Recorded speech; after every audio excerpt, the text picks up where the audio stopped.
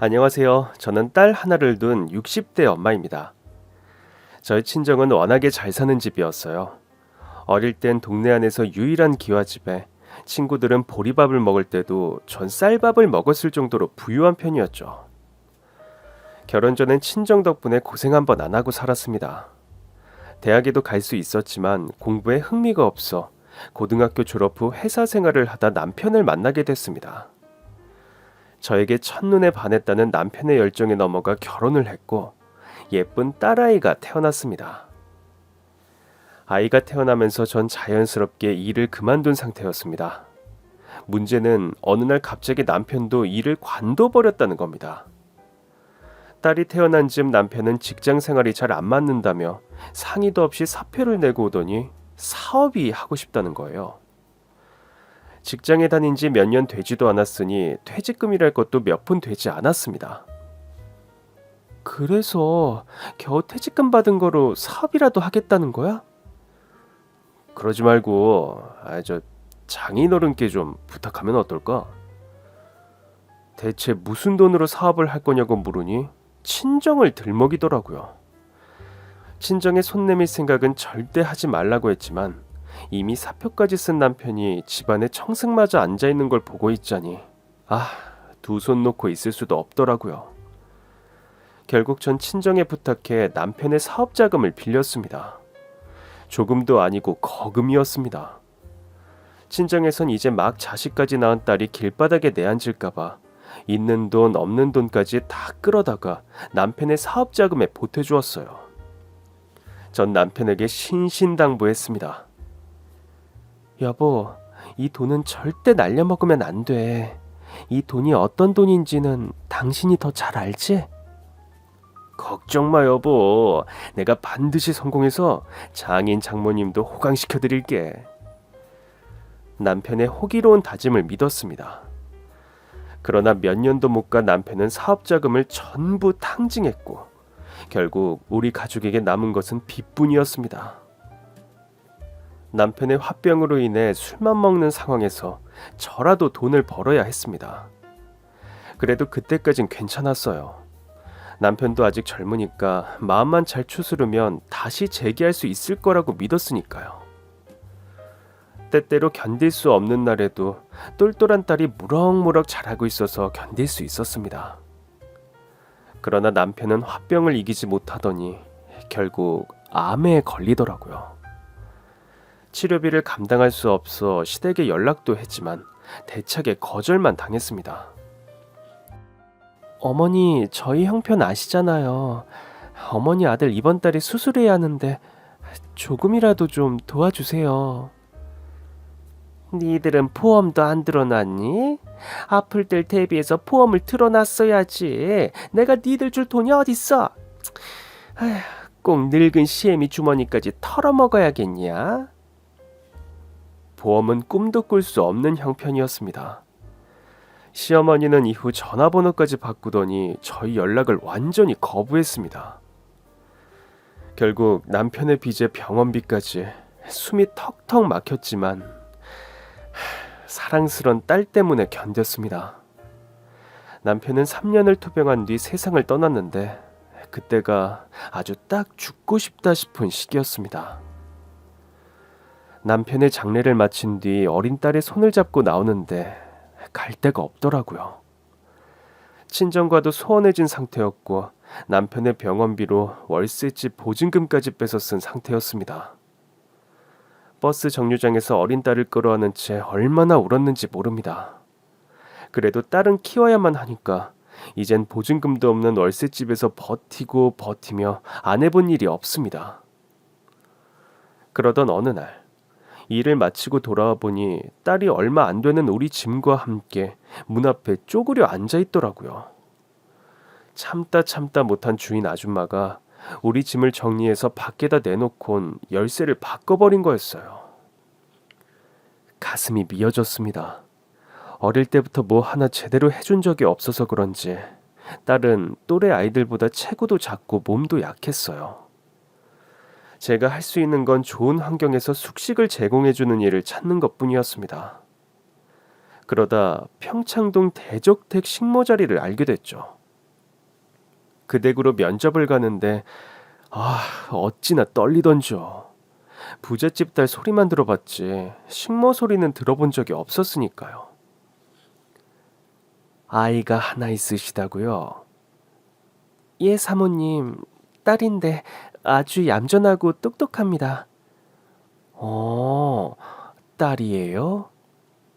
예. 고향이 어디세요? 안성입니다. 그래요, 안성댁. 오늘이라도 들어오세요. 아님 준비된 다음에 오셔도 되고요. 아, 오늘 들어오겠습니다. 감사합니다, 사모님. 합격한 후 하늘을 날아갈 것 같았습니다. 평창동 사모님은 단박에 절 합격시켜 주셨고 그날로 전 딸을 데리고 대저택의 식모로 들어갔습니다. 제 소식을 들은 주변 사람들은 하나같이 혀를 찼다고 합니다. 부잣집 딸내미가 어쩌다 그 지경이 됐냐고요. 하지만 전 오히려 마음이 편했습니다. 남편의 사업비제, 병원비에 허덕이던 때에 비하면 다달이 나가는 월세 없지 따박따박 월급 받지. 그 돈으로 딸 하나만 번듯하게 키워도 충분하다고 생각했습니다. 딸을 안전하게 키울 수 있는 마지막 보루라 생각하고 열심히 일했습니다. 그럼에도 드라마에서 보던 갑질은 기본일 거라고 각오하고 들어갔는데 제가 만난 주인집 사모님은 인품이 좋은 분이셨습니다. 주인집엔 제 딸과 비슷한 아들이 하나 있었는데 어린이날이나 아들 생일에는 제 딸에게도 선물이며 먹을 것을 나눠주시곤 했어요. 한성 때 이거 딸한테 줘요. 오늘 어린이날이잖아. 우리 애 거 사면서 하나 더 샀어요. 이런 것까지 안 챙겨주셔도 되는데 그냥 하나 더 사던 게 습관이라서. 예? 아니요. 아무것도 아닙니다. 이거 딸 꼭 전해줘요.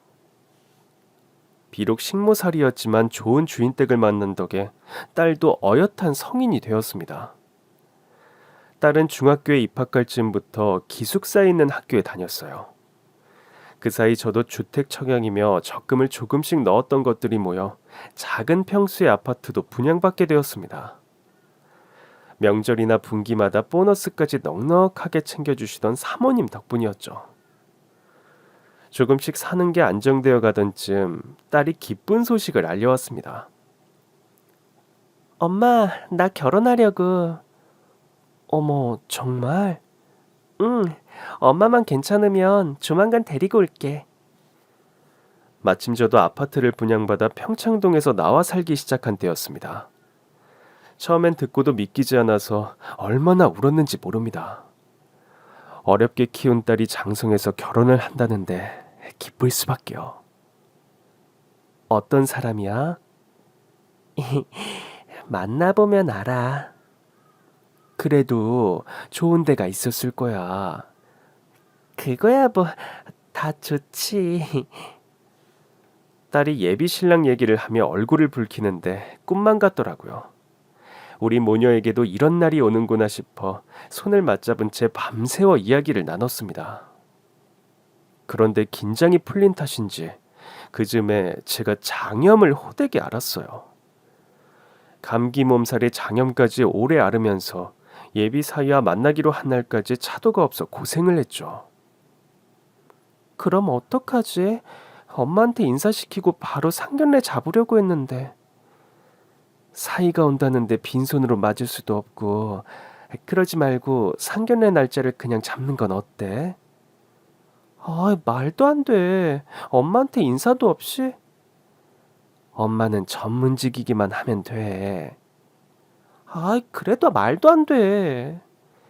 난 우리 딸이 골라온 사이면 안 봐도 마음에 들어. 그러니까 상견례 날짜 잡아. 사업하는 남편에게 호되게 당한 탓인지 직업만 전문직이면 더 바랄 게 없었어요. 물론 예비 사위를 보고 싶은 마음이야 굴뚝 같았죠. 하지만 첫인사인데 평생 남의 식구들 밥은 해 먹여놓고 내 사위 밥을 못 해주면 안 되잖아요. 거기다 딸도 무척 바쁜 아이였습니다. 평생 해준 것도 없는데 제 몸 조금 안 좋은 거로 딸의 결혼 계획이 틀어지는 게 더 싫었어요. 또 한편으론 작은 아파트에 살면서 사이 맞는 게 영 편하지 않았는데 차라리 잘 됐다 싶기도 했어요. 또 우리 사는 거 보고 사이가 막상 눈으로 보니 암담해서 결혼을 관두고 싶다고 할 수도 있고, 아무튼 제가 딸 앞길에 걸림돌만 되지 않기를 바랬습니다. 그래도 상견례 날이 다가올 즈음 몸이 많이 좋아졌어요. 딸은 상견례에서 제 엄마 기죽지 말라고 옷도 사주고 그 메이크업인지 뭔지 아는 것도 받으라며 예약까지 해주더라고요. 딸과 함께 메이크업을 받는데 남이 제 얼굴에 분칠해주는 게 얼마만인지 기분이 새롭더라고요. 우리 딸 덕분에 엄마가 호강하네. 뭐 이 정도 가지고 앞으로 더 호강시켜 줄게. 아유, 됐거든. 내가 뭐 해준 게 있다고. 너 나 잘 살아. 우리가 먼저 도착해서 기다리는데 가슴이 어찌나 떨렸는지 모릅니다. 행여 우리 애가 아빠도 없고 집도 별 볼 일이 없어 싫어하시는 건 아닐까 걱정했는데 딸이 그러더라고요. 우리 형편 다 말씀드렸는데 괜찮다고 하셨어. 아버지 없는 것도? 그럼. 그러면서도 내심 딸도 긴장한 얼굴이었어요. 그런데 조금 뒤 문을 열고 들어온 남자를 보고 전 깜짝 놀랐습니다. 어머, 너는 평창동 사모님 아들이었습니다. 그때였어요. 그 뒤를 따라 평창동 사모님이 들어오시지 뭐예요.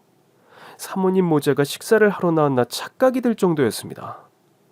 그런데 딸이 사모님 아들에게 가더니 팔짱을 끼더군요. 엄마, 예비 사이야. 저는 기함을 하고 말았습니다. 평창동 사모님 역시 어안이 벙벙해선 제 딸과 절 번갈아 보더라고요. 네가 안성댁 딸이었어? 그 꼬마애? 딸은 민망한 듯 고개를 끄덕였어요. 예, 어머니. 오빠가 상견례 전까진 말하지 말자고 해서. 예비 사이가 딸의 손을 꼭 잡으며 말하더라고요. 엄마 맞아요. 안성댁 아주머니 딸이야. 대체 이게 무슨 일이니? 아니, 처음부터 알고 있었어? 아니, 전혀 몰랐어요. 우리도 어릴 때 잠깐씩 오며 가며 본 게 다였잖아.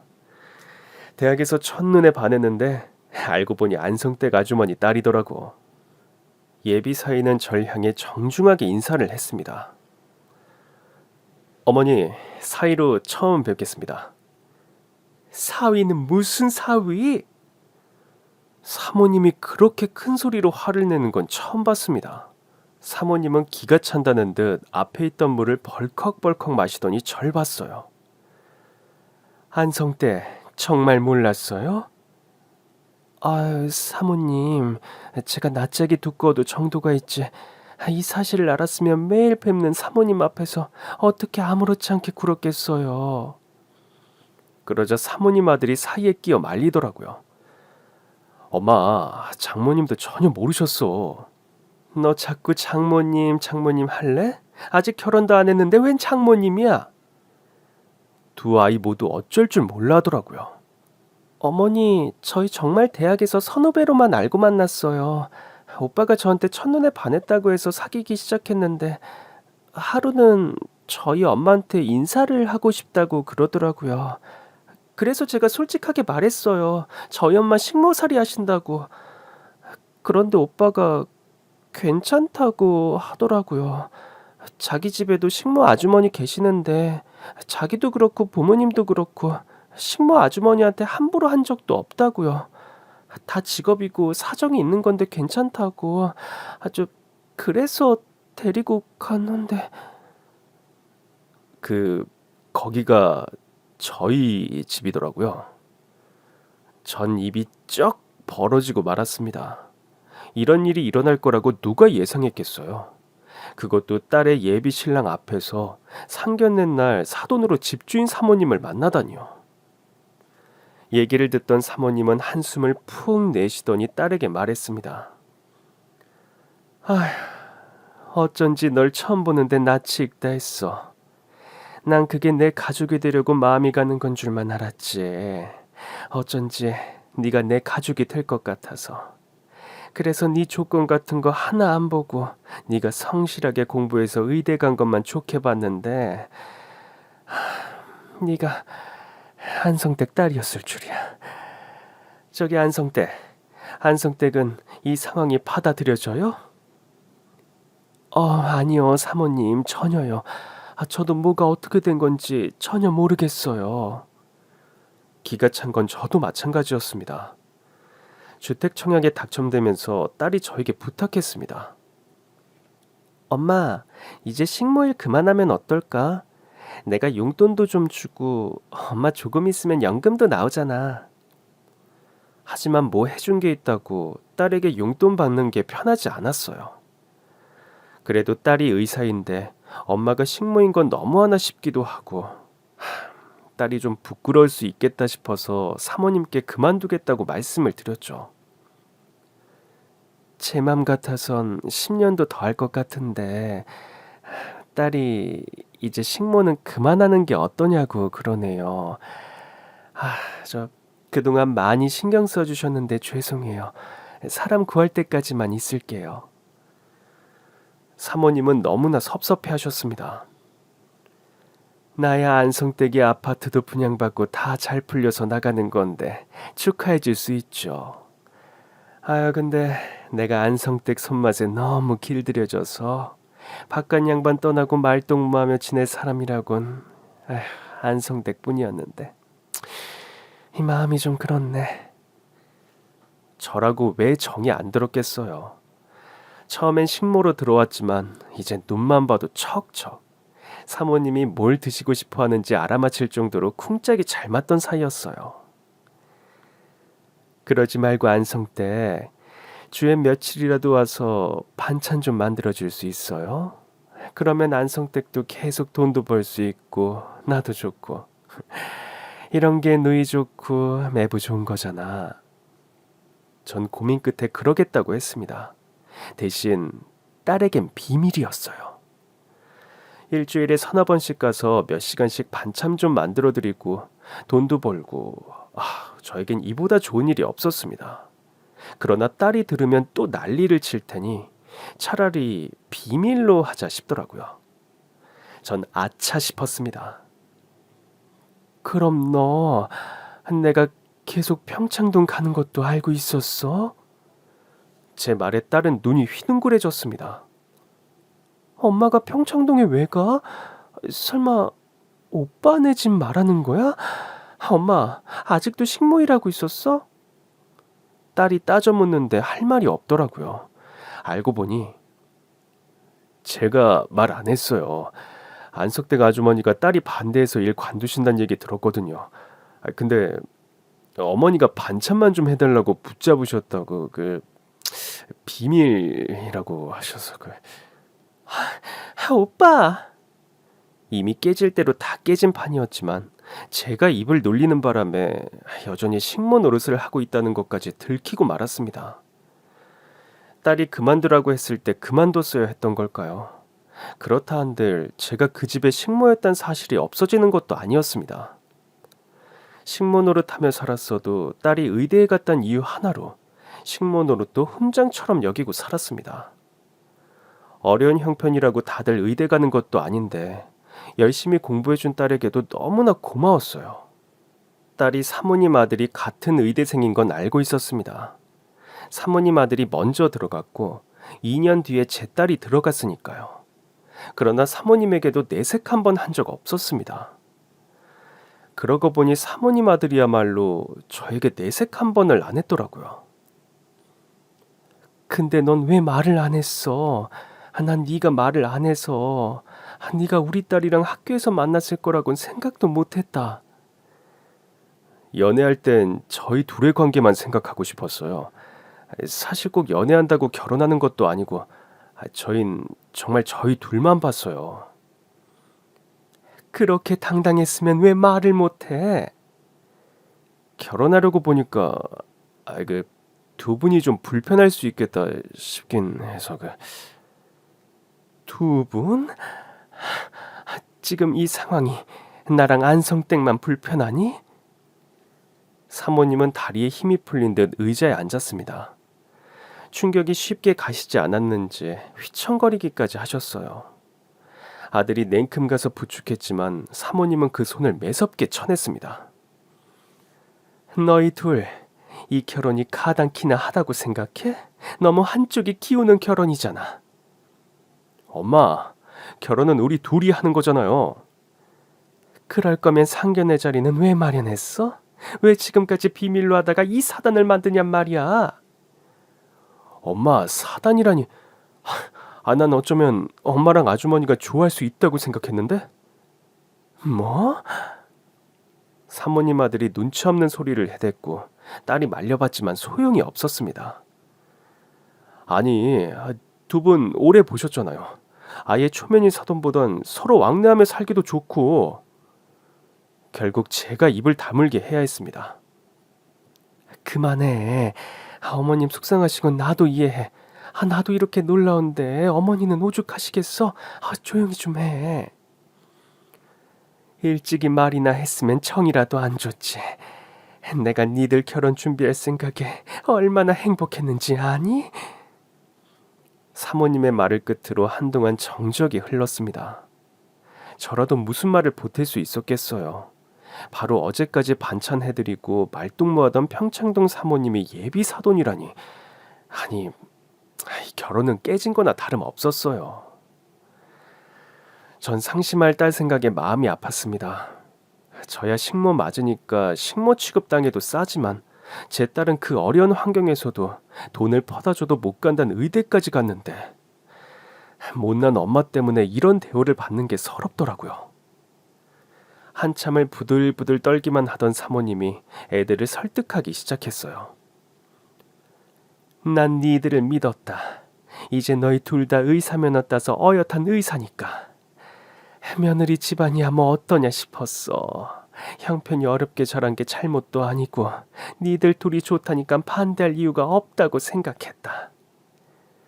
사모님은 제 딸을 보며 말했어요. 새아기 네가 엄마가 식모살이 했다고 했을 때도 난 괜찮았다. 오히려 그 형편에 딸을 의사 만들어놨으니 대단한 어머니라고 생각했지. 기억나니? 네, 기억나요. 그래도 그 식모가 우리 집에 있었을 줄이야. 죄송해요, 어머님. 어머니라고 부르지 마라. 딸은 그 말에 참았던 눈물을 뚝뚝 떨어뜨렸습니다. 억장이 무너지는 것 같았습니다. 그러나 부모를 속인 두 애들이 저라고 곱게만 보이는 건 아니었어요. 그나저나 안성 때 왜 딸이 의대 갔다고 말을 안 했어요? 내가 딸내미 대학 어디 갔느냐고 여러 번 물을 때마다 덕분에 좋은 대학 갔다고만 얘기했잖아. 미리 얘기라도 해줬으면 우리 아들이랑 같은 대학인 거 알았을 거 아니에요. 불똥은 저에게도 떨어졌습니다. 전 어쩔 줄을 모르겠는 기분이었습니다. 죄송합니다, 사모님. 제가 할 수 있는 말은 그것뿐이었어요. 무슨 말을 한 듯 사모님에게 위로가 될까 싶었어요. 집에서 부리던 사람이 사돈 될 사람이라고 나왔는데 저라도 기가 찰 것 같았습니다. 그렇지만 애들 둘이 사랑에 빠진 건 누구도 못 막을 일이잖아요. 딸은 울고 그 옆에서 어쩔 줄 몰라 하는 사모님 아들도 안쓰러워 말했습니다. 사모님, 다 제 잘못이에요. 그러니까 일단 애들에게 시간을 좀 주는 게. 안성댁, 지금 잘잘못을 가리자는 게 아니잖아요. 애들이 결혼을 한다니까 문제가 되는 거예요. 예, 그렇죠. 저희 집이 너무 기울죠. 단지 기울기만 했으면 다행이게요. 이건 말이 안 되는 결혼이에요. 사모님은 두 아이를 보며 말했습니다. 이 결혼은 좀 힘들 것 같다. 새아기, 아니, 네 어머니가 다른 집에서 식모살이를 하셨으면 모를까. 내 아들한테도 식모였던 아줌마인데 장모가 되는 게 말이 되니? 니들이 앞으로 더 만나겠다고 하는 건 반대 안 하마. 하지만 결혼은 절대 안 돼. 없었던 걸로 하자. 그러나 사모님이 그럴수록 애들은 두 손을 더 꼭 잡았어요. 엄마, 그러지 말고 저희 둘만 봐주세요. 그리고 장모님이 우리 집에서 식모살이 하셨으면 어때요? 전 그 밥 먹고 자랐고 어머니도 같은 조건이면 모르는 분보다 마음 터놓고 지내시기 좋잖아요. 사모님 아들 말에 제 가슴이 다 철렁했습니다. 같은 조건이라면 내가 더 낫다니. 사모님의 화만 부추길 것 같았어요. 아니나 다를까 늘 교양 넘치던 사모님이 입에 거품을 물 기세로 다그쳤습니다. 넌 아까부터 참 속없는 소리를 잘도 하는구나. 사람 관계가 그렇게 쉽게 바뀌는 줄 알아? 너도 지금이야 네 여자친구가 좋으니까 장모님 하지만 자칫 우리 집 식모였다고 무시하는 마음이 너 그 마음이 안 나올 것 같니? 네 장모도 장모 대접 잘 받고 살려면 너보다 다른 사이가 나. 사모님은 불쑥 또 저를 보며 말했습니다. 안성댁 안 그래요? 딸내미 이제 번듯한 의사겠다. 좋은 사익감들이 줄줄이 줄을 설 텐데 뭐하러 고개 숙이는 결혼을 해요? 마음이 착잡했습니다. 이 사단의 원인이 저니까요. 금이야 오기야 자라서 철 모르고 똑같이 철 안 든 남자를 만나 부모 돈만 다 까먹고 오갈 데가 없어 우리 애 식모딸로 키워준 게 그게 바로 저잖아요. 뒤늦게 별의별 생각이 다 들더라고요. 힘들더라도 식모살이는 하지 말았어야 했나? 눈 딱 감고 친정에 얹혀 살았어야 했나? 결국 상견례 자리는 파투났습니다. 어떻게 상견례가 되겠어요? 애초에 예비 사익감을 먼저 만나봤어야 했단 생각이 떠나질 않더라고요. 한편으론 사모님도 참 눈썰미가 없다 싶더라고요. 어릴 땐 종종 봤던 제 딸 얼굴을 전혀 못 알아보셨다니 매일 절 보고도 몰랐다는 게 신기할 지경이었습니다. 그냥 누구 하나라도 미리 눈치를 챘어야 했는데 싶어 그렇게 드는 생각이었어요. 상견례 자리가 끝나고도 저와 딸은 쉬이 자리를 뜨지 못했습니다. 한동안 말없이 물만 마시고 딸이 힘없이 그러더라고요. 엄마, 그만 가자. 엄마가 미안해. 뭐가 미안한데? 널 식모딸로 만들었잖아. 그런 소리 안 듣게 하려고 중학교부터 기숙 학교로 보낸 건데. 그렇다고 이제 와서 식모딸이 아닐게 돼? 딸이 그렇게 모질게 말한 건 그때가 처음이었습니다. 그거야 그렇지만 최근에도 평창동 가서 일했다며 그만하기로 한 거 아니었어? 그쯤 되니 정말이지 대역 죄인이라도 된 것 같은 심정이었습니다. 그래서 계속 평창동 일 관두라고 한 거야? 아예 아니라고는 못해. 하지만 단지 그 이유였겠어? 엄마 나이도 있고 나 의사라 월급 잘 받잖아. 엄마 생활비 정도는 충분히 줄 수 있으니까. 내가 어떻게 너한테 돈을 받고 살아? 언제까지 살 줄 알고. 오래 살아야지. 그동안 고생했으니까 딸통 누리고 호강해야지. 호강은 무슨. 엄마 손발 다 멀쩡해. 내 몸이 멀쩡한데 왜 딸내미가 힘들게 버는 돈을 거졌어? 그게 왜 거져야 식모살이 하면서 의사 만든 값이지. 딸은 설움에 복받쳐 울기 시작했습니다. 그 모습을 보는데 평생 눈물은 다 말랐다 싶었던 제 눈에서도 눈물이 나대요. 아휴, 엄마가 미안해. 아휴, 진짜. 니들은 어떡하면 좋냐. 아휴. 오빠랑 난 포기 안 해. 그러니까 엄마도 걱정 마. 하지만 포기하지 않는다는 딸의 말에 전 더 걱정이 됐습니다. 포기를 안 한다고? 당연하지. 우리 둘이 사랑해서 결혼하는 건데. 사모님이 설득이 되겠어? 그놈의 사모님 소리 좀 그만할 수 없어? 언제까지 사모님이야? 이제 진짜 그만둘 거지? 내가 그만두겠니? 사모님이 자르시겠지. 아, 사모님 소리 그만! 아니나 다를까 사모님에게 이내 문자가 왔더라고요. 안성때, 이제부터 나오지 마세요. 한숨밖에 안 나오더군요. 저야 안 가면 그만이지만 우리 딸은 또 평창동 사모님한테 무슨 소리를 들을까 겁나고, 누가 뭐래도 난 내 자식이 제일 귀한 거잖아요. 차라리 내가 가서 사모님 앞에 무릎을 꿇을까 싶다가도 사모님 말이 일리가 없는 것도 아니었어요. 절 식모로 알던 아이를 사이로 맞는다는 게 따지고 보면 저도 이제 의사 딸 둔 엄마 아닙니까? 내 딸 뭐 부족한 것도 아닌데 치부부터 들키고 시작하는 것 같아 마음이 별로더라고요. 그래서 딸을 설득도 해봤죠. 그러지 말고 인연이 아니다 생각하고 헤어지는 건 어때? 사모님 말 맞다나 좋은 신랑감들이야 또 있을 텐데.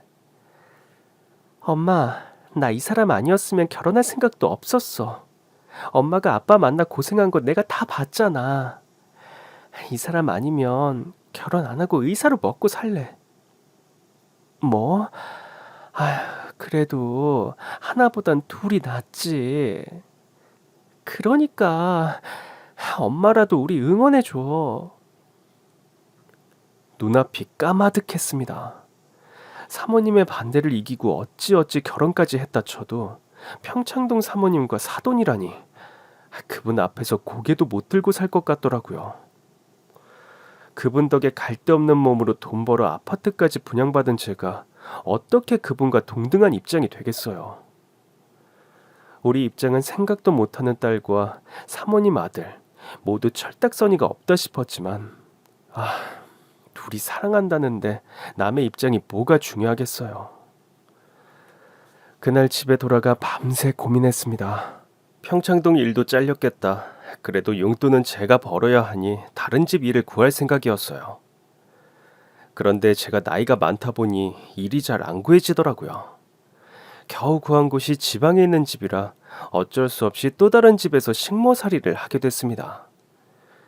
분양받은 집은 전세를 주고 일부러 지방으로 갔어요.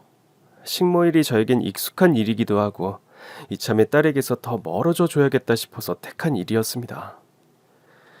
그런데 얼마 안가 딸이 울면서 전화를 했더라고요. 엄마, 우리 결혼 안 하기로 했어. 그러니까 엄마도 서울로 돌아와. 그러나 저는 이악 물고 버티기로 했습니다. 서울로 돌아가 봐야 제가 할 수 있는 일이라곤 식모일 뿐이었습니다. 행여나 서울에 있는 또 다른 집에서 일하다가 딸이 그 아들이랑 결혼하겠다고 하면 어떡해요. 평창동 사모님 일을 겪은 뒤 전 노이로즈에 걸린 사람처럼 딸의 앞길에 방해되는 일을 시작은 안 하기로 했어요. 지방에서야 제가 식모살이를 했든 뭘 했든 서울에서 어떻게 알겠어요. 그렇게 몇 달이 흐른 어느 날이었습니다. 새로 들어간 집의 일은 평창동 대저택에 비하면 작은 집이었는데도 일은 비교할 수 없게 고됐습니다. 제가 평창동에서 얼마나 호강을 하고 지냈는지를 깨달을 만큼 주인 사모는 인심이 팍팍하고 잔소리가 심했습니다. 심지어 저보다 몇 살 어린 눈치였는데도 꼬박꼬박 식모 취급을 하더라고요. 때때로 이 나이 먹고 뭐 하는 짓인가 싶어 다시 서울로 가고 싶다가도 이미 분양받은 집은 전세로 줬으니 갈 데도 없더라고요. 전세 계약 끝날 때라도 버틸 생각으로 식모일을 하던 어느 날 누군가 밖에서 시끄럽게 문을 두드리더라고요. 안성때 좀 나가봐요. 새 집의 사모는 사소한 것 하나도 절 부려먹지 못해 안달이었습니다. 전 거실에서 TV만 보고 있으면서 부엌에서 한참 식사를 준비하고 있는 저더러 나와 누군지 확인하라더군요. 인터폰으로 확인을 하러 가는 내내 밖에선 문을 두드려댔습니다. 이상한 사람이 온 건가 싶어 인터폰을 보는데 글쎄 평창동 사모님이 계신 거예요. 전 너무 놀라서 그댁 사모님에게 물었습니다. 혹시 평창동 사모님 아세요? 에? 그게 누군데요? 사모는 귀찮다는 듯 인터폰을 확인하더니 말했습니다. 누굴 찾아온 거지? 딱 보니까 좀 사는 여자 같긴 한데. 믿기지 않았지만 평창동 사모님은 절 찾아온 것 같았습니다. 저 잠깐만 좀 나갔다 와도 될까요? 팝하다 말고 어딜 간단 거예요? 어? 누군데요? 설마 안성댁 손님이에요? 왜 남의 집에 손님까지 부르고 난리야? 저 그게 아니라 잠깐 들어와서 할 말 있으면 하고 가라고 해요. 결국 전 문을 열어주었습니다. 그런데 사모님이 절 보자마자 눈물을 펑펑 쏟으며 제 앞에 무릎을 꿇지 뭐예요. 전 너무 놀랐습니다. 사모님 왜 이러세요? 무슨 일 있으신 거예요? 혹시 아들에게 무슨 일이 있나 싶을 정도였죠. 사모님은 제 발목까지 잡으시며 말했습니다. 안성댁, 나랑 같이 서울로 가요. 사모님 왜 이러세요? 저 일하는 중이라. 나 안성댁이랑 사돈 맺고 싶어. 예? 아니 갑자기 그게 무슨... 애들 이미 헤어진 거 아니었어요? 우리 애들 결혼시킵시다. 어리둥절하기도 했고 보고 있는 그 집 사모의 눈빛이 매서웠습니다. 전 일단 사모님을 집으로 돌려보내려 했습니다. 무슨 일이신지 몰라도 이제와 결혼은 너무 늦었죠. 두 아이 모두 좋은 사람 만날 테니까. 아니야, 난 안성댁 딸이어야만 해. 아니, 그게 무슨... 전엔 내 딸이어서 안 된다던 사모가 이젠 내 딸이어야만 한다는 겁니다. 그리고 몇 달 뒤, 제 딸과 사모님의 아들은 결혼식을 올렸습니다. 그날 제 딸은 사모님에게, 사위는 저에게 편지를 써서 읽어줬어요. 딸의 편지 첫 줄과 함께 제 딸이 신부감이 된 이유가 밝혀지자 결혼식장은 눈물바다가 됐습니다. 사모님이 절 찾아와 무릎을 꿇은 그날, 전 결국 사모님의 손을 잡고 서울로 올라왔습니다. 일하던 집엔 미안했지만 평창동 사모님이 막무가내셨어요. 이미 제 짐을 정리하고 실을 사람까지 구해서 함께 오셨더라고요. 나 때문에 여기 와 있는 거잖아. 얼른 갑시다. 우리 집으로 가요. 전 영문도 모른 채 평창동 사모님 댁으로 돌아왔습니다. 돌아오자 딸이 예비 사위와 함께 기다리고 있더라고요. 딸은 절 보자마자 버럭 화부터 냈습니다. 엄마, 왜 이렇게 연락을 안 받아? 지방으로 내려간 뒤 웬만하면 휴대폰도 끄고 살았습니다. 차라리 딸이 절 잊고 제 행복을 찾아가길 바랬어요. 하지만 그 사이에 뭔 일이 있긴 있었던 모양이더라고요. 어쩌다 보니 상견례 때 만난 넷이 다시 마주 앉은 격이 됐습니다. 제 딸과 사모님 아들은 어찌나 정답게 손을 잡고 있던지 제가 다 사모님 눈치가 보일 정도였죠. 잠시 기다리자 평창동 사모님이 고이 간직했던 것 같은 오래된 상자를 들고 오셨어요. 그 안에서 뭔가를 꺼내는데 사진이더라고요. 여기 내 딸이에요.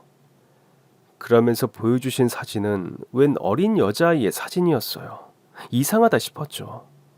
사모님 댁에는 아들 하나뿐이었거든요. 사모님은 또다시 눈물을 훔쳤습니다. 어릴 때 보낸 딸인데 얘가 요즘 들어 자꾸 꿈에서 나오잖아. 전 여전히 어리둥절했습니다.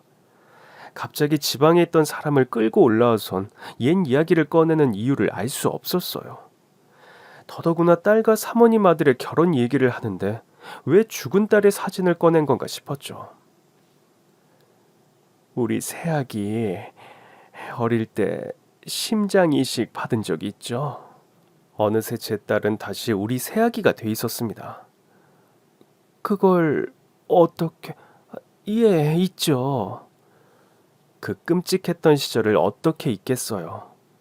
남편이 암으로 세상을 떠난 뒤 얼마 안 돼서 딸의 생명이 위독하다는 걸 알게 됐어요. 사실 제 딸은 태어날 때부터 심장이 약했어요. 심장 이상이 있는 아이였는데 당장 이식을 받을 정도는 아니라고 해서 지나갔던 일이었습니다. 키우면서 아이 심장에 더 신경을 썼어야 했는데 먹고 살기도 빠듯한 형편이었다 보니 애가 심장 이식을 받아야 할 지경에 이르러서야 알게 된 것이었죠. 하늘이 무너지는 기분이었습니다. 남편이 사업을 말아먹었을 때도, 암에 걸려 세상을 떠났을 때도 이보다 더 절망적일 순 없었습니다. 애를 키우는 게 버거운 형편이었지만 그래도 애가 있어 견뎠던 저였습니다. 아이가 죽을 위기에 오니까 정신이 번쩍 들더라고요. 심장 이식도 순서가 있다는데 제 딸에겐 좀처럼 순서가 오지 않았어요. 이봐요, 의사 선생님. 지금 내가 가진 거 없다고 우리 애 이식도 안 해주는 거 맞죠? 누가 돈 주고 먼저 이식하는 거 맞잖아요. 그럴 일은 없습니다. 이식은 정해진 순서에 따라 진행됩니다. 지금 따님에게 맞는 심장이 없어서 기다리는 중입니다. 순서가 되면 당연히 이식해드릴 수 있는 거고요. 그러다 애가 죽으면요. 죽으면 어쩔 건데요. 이식을 받지 못해 사망하는 환자도 있습니다. 보호자분 따님만 예외라고 말씀드릴 수 없어요. 무식하니까 의사한테 가서 그렇게 따진 적도 있어요. 내가 가진 게 없어서 내 딸 순서가 자꾸 밀리는 거 아니냐고. 그 와중에도 일은 해야 하지, 딸 병원에 와야 하지. 하루가 24시간이어도 모자란 나날이었습니다. 정신은 온통 딸에게 가 있는데 병원에 가선 또 발등에 불이 떨어진 사람 마냥 기다리고 기다렸습니다. 그래도 심장 이식 순서는 오질 않더라고요. 나중엔 의사도 마음의 준비를 하라고 할 정도였죠. 아이 상태가 좋지 않네요. 어서 이식을 받아야 할 텐데. 전 의사의 바짓가랑이를 붙잡고 울부짖었습니다.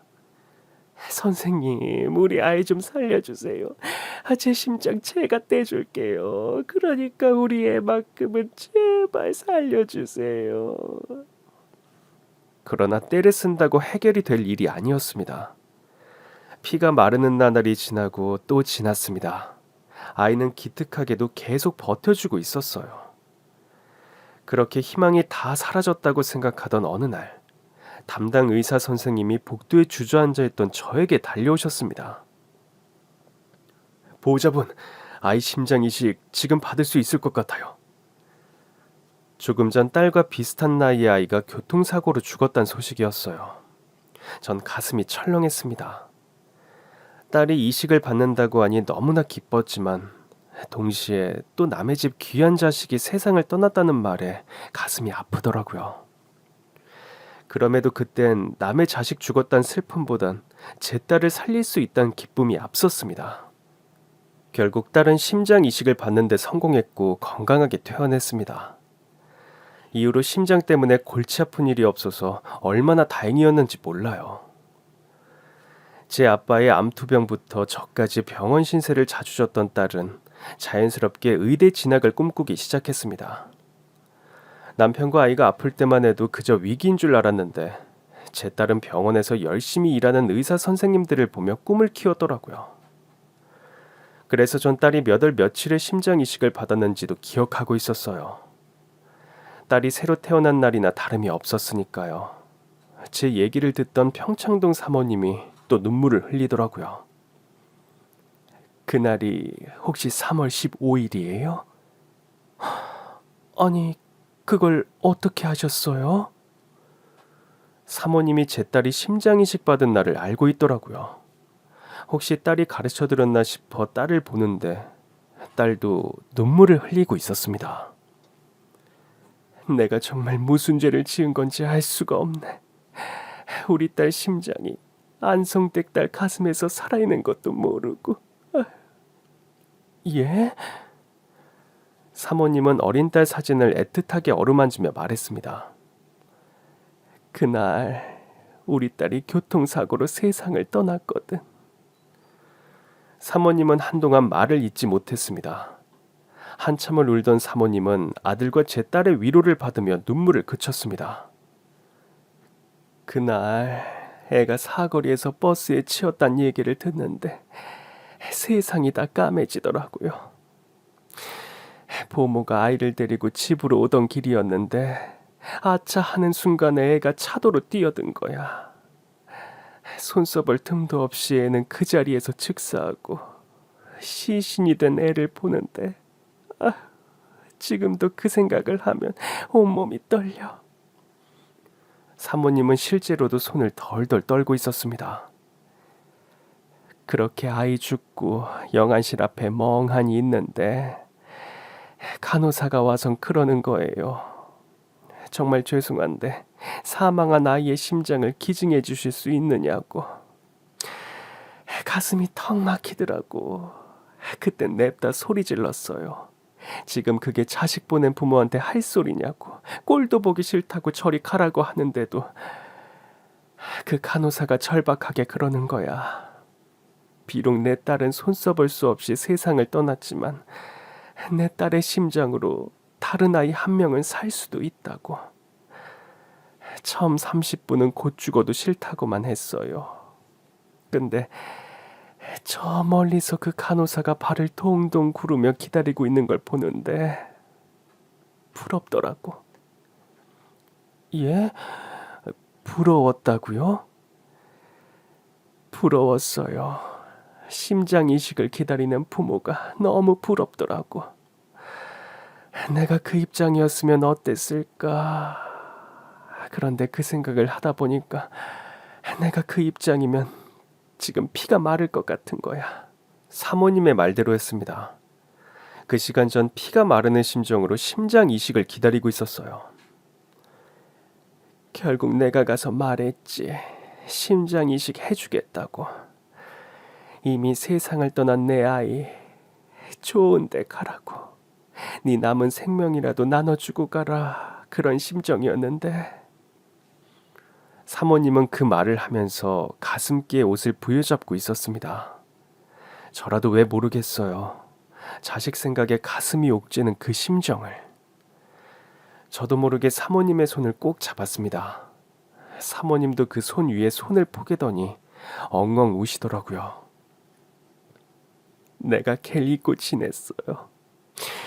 생각하고 살면 살 수가 없어서. 하지만 한편으론 궁금했습니다. 저도 여러 번 심장 기증자의 부모님을 만나고 싶어 했지만 병원에선 절대 불가능하다고 했거든요. 도대체 어떻게 알게 된 건지 모르겠단 거예요. 그런데 사모님, 그 사실은 어떻게 하셨어요? 아무리 기증 날짜랑 수술 날짜가 같아도 병원에선 지역이고 병원이고 알려주는 게 아무것도 없잖아요. 사모님은 멍한 얼굴로 먼 곳을 바라봤습니다. 요즘 들어 딸이 자꾸 꿈에 나타나더라고. 사모님의 말이 요즘 부쩍 딸이 꿈에서 나타나더니 어느 날부턴가 딸이 자꾸만 제 딸의 가슴에 손을 얹더라는 겁니다. 예? 정말요? 정말이라니까. 나도 꿈이 하도 이상해서 안성댁한테 전화했다가 하도 전화를 안 받길래 새아기한테 전화를 했던 건데 우리 딸이 세상 떠난 날짜랑 새아기가 심장 기증받은 날짜가 똑같더라고요. 그거 참 신기한 일이네요. 그러니까요. 내가 저가 심장 주고 이어준 인연을 못 알아보니까 꿈에 나타나 알려준 것만 같아. 그지야 우리 딸 어릴 때 사모님이 알게 모르게 선물도 사다 주고 또 딸내미 학비하라며 상여금도 두둑이 챙겨준 이유를 알겠더라고요. 딸을 일찍 잃은 줄은 그때 처음 알았습니다. 물론 그 딸의 심장에 제 딸의 심장이 됐을 줄은 꿈에도 몰랐지만요. 사모님은 제 딸의 손을 꼭 잡으며 말했습니다. 실은 널 처음 봤을 때부터 자꾸만 마음이 갔었는데 내가 전에도 말했잖니. 처음부터 내 식구가 될 것 같았다고. 내가 순리를 거슬러서 너랑 어머니만 고생을 시켰구나. 어머니 그런 말씀 마세요. 어머니 놀라신 거 저희 엄마 놀란 거 다 알아요. 저희가 미리 말씀을 드렸어야 했는데 정말 죄송해요. 아이들 둘은 신이 나서 데이트를 나간 뒤 전 유독 야윈 사모님과 마주 앉았습니다. 사모님이 야인 게 마음에 걸려 부엌에 가보니 음식이 영 맛이 없더라고요. 전 평소 사모님이 좋아하는 음식을 뚝딱 만들어냈고 사모님은 기함을 했습니다. 이제 이런 일 하지 말아요. 사돈들 사이에 이러면 안 돼. 우리 아들 알면 또 새아기 알면 섭섭해해. 사돈 사이면 더 잘 먹으라고 챙겨야죠. 이깟 음식이 뭐 어렵다고. 일단 좀 드세요. 사모님 얼굴이 많이 야위었어요. 제가 만든 음식을 먹으니 사모님 얼굴도 환하게 피더라고요. 안성 때, 아니, 사돈, 그러지 말고 우리 집에서 같이 사는 건 어때요? 나도 남편 보내고 안성 때, 아니, 사돈까지 없으니까 적적하고 입맛도 없고 그래요. 음식 해달라는 거 아니야. 일해주는 아주머니는 있으니까 요린 가르쳐줘도 되고. 아유, 무슨 말씀을. 제가 어떻게 그래요. 그러지 말고 오랜 정으로 나 좀 봐줘요. 내가 잘못했어. 딸 꿈이 아니었어도 결국 연락했을 거야. 그냥 애들 결혼시키자고. 우리 아들이 새아기랑 헤어지고 다 죽어가고 있었거든. 그렇게 아이들의 결혼식 날이 왔습니다. 양쪽 다 모친만 있는 혼사라 저랑 사돈은 애들 입장 전에 손을 잡고 나란히 입장했습니다. 그리고 한쪽에 나란히 마련된 혼주석에도 손을 잡고 앉았습니다. 하객들은 그 모습이 신선하다며 재밌어 하더라고요. 결혼식 날 아이들이 저와 사돈에게 편지를 썼더라고요. 사위는 저에게, 딸은 사돈에게요. 심장으로 이어진 나의 두 번째 어머니께. 딸의 첫 문장이 시작되자마자 사돈은 눈물을 터뜨렸습니다. 어머니, 제가 어머니를 처음 본 건 아주 어릴 때 어머니 댁에 식모살이로 들어간 엄마의 손을 잡고서였습니다. 갈 곳이 없어 들어간 집인 줄 알았는데 돌이켜보니 그때 전 어머님 딸이 심장을 품은 채 다시 어머니의 집으로 돌아간 것이었습니다. 결혼식장 여기저기서 흐느끼는 소리가 들리기 시작했습니다. 심장으로 이어진 나의 두 번째 어머니. 제가 그 딸의 목까지 열심히 어머니 곁에서 살겠습니다. 여전히 뛰고 있는 이 심장으로 어머니의 딸로 살아가겠습니다. 여기저기에서 박수 소리가 터져 나왔습니다. 사돈은 달려가 제 딸을 꼭 안아주었어요. 참 희한한 인연이죠. 살기 위해 들어간 식모살이인 줄만 알았는데 이렇게 깊은 인연으로 이어져 있었다니. 전 지금 평창동에서 사돈과 함께 살고 있습니다. 딸 내에도 인근의 집을 얻어 살면서 의사로 바쁘게 살고 있어요. 곧 손주가 태어날 예정인데 딸은 평창동에서 몸을 풀 예정입니다. 사모와 식모로 만났지만 귀한 인연이 돼요. 그렇게 오늘도 서로를 의지하며 살아가고 있습니다. 그럼 지금까지 제 긴 사연 들어주셔서 정말 감사합니다. 오늘도 행복한 하루 되세요.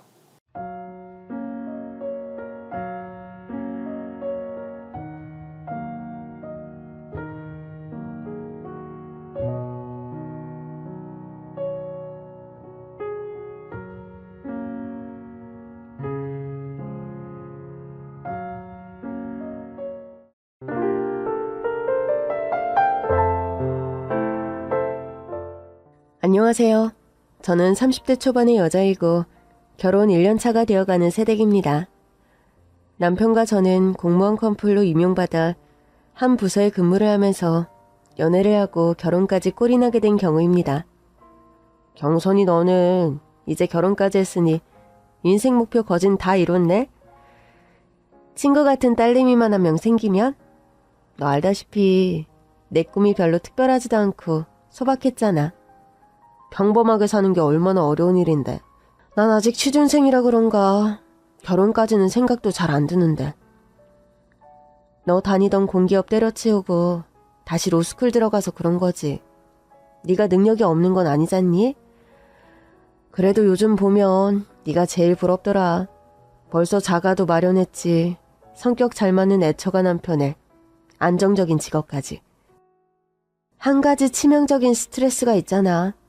주말마다 방문 강요하는 시댁 말이야. 아우, 그런데 너네 시어머니 요즘도 주말마다 너네 부부 불러들이시니? 불러만 들으시면 내가 이렇게까지 힘들진 않지. 저번 토요일에도 간단히 먹자면서 준비한 음식이 구첩반상이 넘었다? 소갈비찜에 잡채, 해파리 냉채가 간단히 먹는 수준이란다. 우리 시댁은. 아, 세상에. 근데 맛은 좋았겠다. 이 와중에 소갈비찜 먹고 싶은 생각 들면 좀 그런가? 아주 그렇지. 친구인 나는 주말마다 종갓집 며느리 코스프레로 허리가 휘는데 넌 소갈비찜 얘기 듣고 친구이는 건 좀 소시오패스적이다. 야, 그건 좀 오바다 얘. 배고픈데 우리 밥이나 먹으러 가자.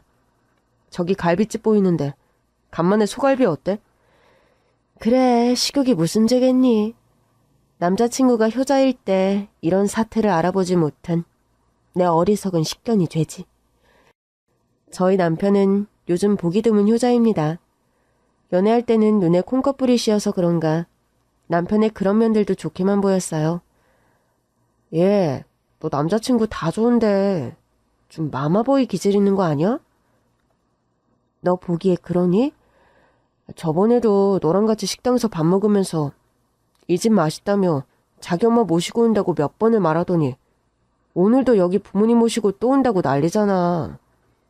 뭐 맛집 가면 부모님 생각나는 게 이상한 일은 아니잖아.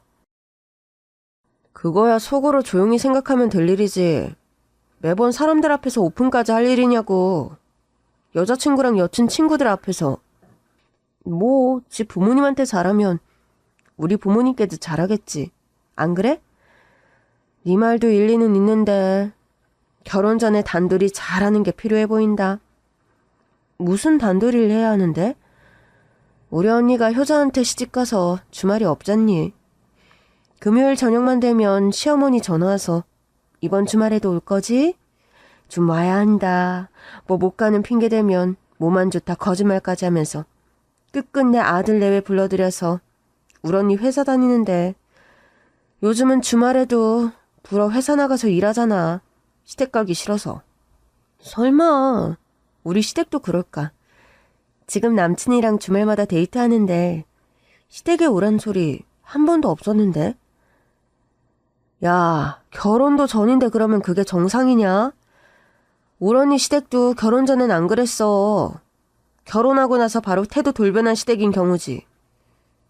내 남친은 경우가 발라서 중간에 중심 잘 잡을 거야. 효자기도 하지만 애처가기도 할 사람이니 내가 결혼 약속했지. 그래, 네가 어련히 알아서 잘했을까.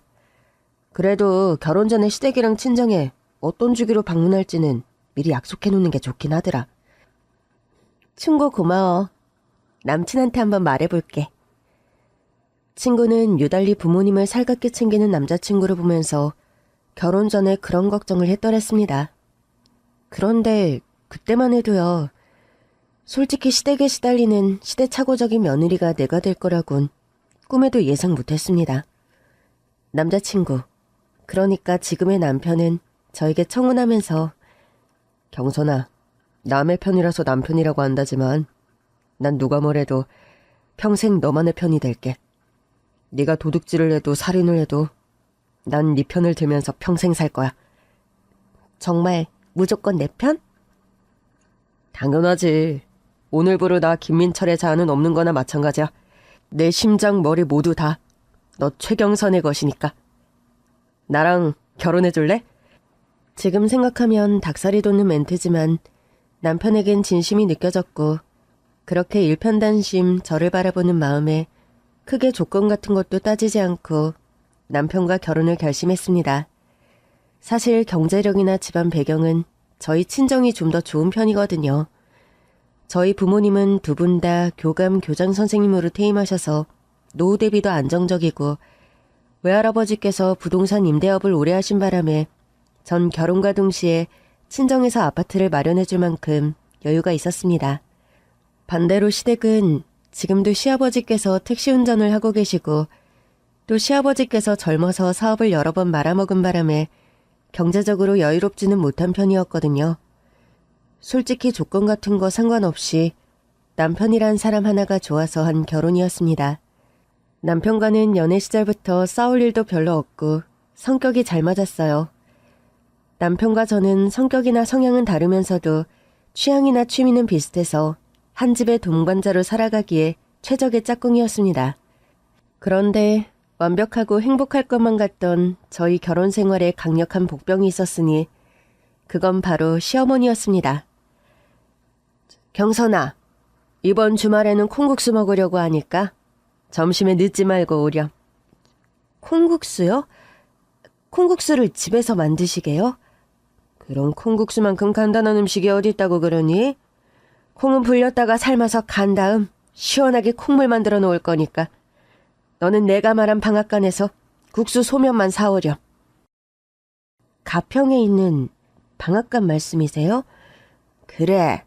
콩물은 내가 집에서 만든다만 소면까지 만드는 건 힘들어서 그래.